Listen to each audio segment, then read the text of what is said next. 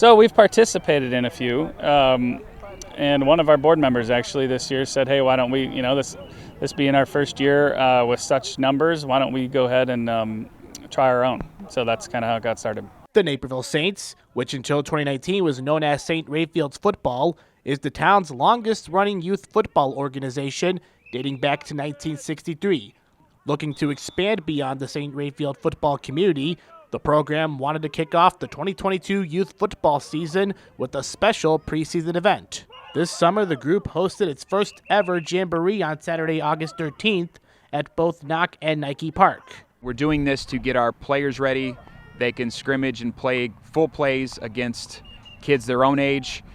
We can really get them excited to play, get the parents ready, and as you can hear behind me, all the fun stuff going out on the field shows that. The early season competition also aims to increase the number of youth football players in the area after a decline in past seasons.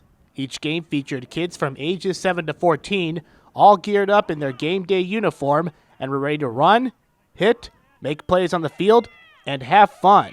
The goal of the Jamboree is to get these kids together, get them in a close to simulated live game environment, get them used to putting on their actual game day uniforms and running through the plays that they work on in practice. It's gotten a lot of families out to see what their kids have been working on. Keep in mind, we've only been at practices for a couple weeks now.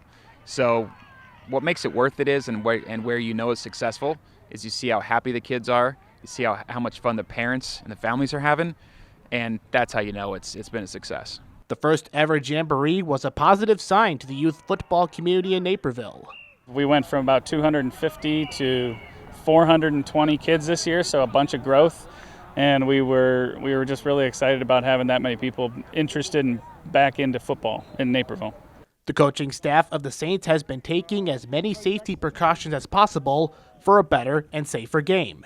All of these are pivotal for them and the parents who want their kids to get that contact experience prior to playing at the high school level. My 11-year-old played last year, and that was his first year playing tackle. So we kind of saw how it went, and coming from flag football, which I don't think is as safe as tackle because they're not in equipment.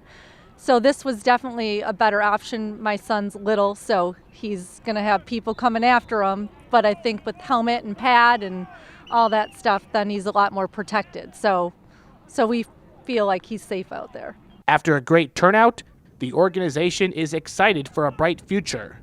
There's a lot to be excited about with Naperville Saints Youth Fall, but even more broadly, football in Naperville, which has been on the decline in recent years for several factors. So now that we're seeing it surge back up, the more people are educated about the game of football today versus what it was 10, 20 years ago. Now the Saints look forward to seeing the program grow and continue the storied traditions of prep football in the city of Naperville. For Naperville News 17, I'm Patrick Cotto. Yes!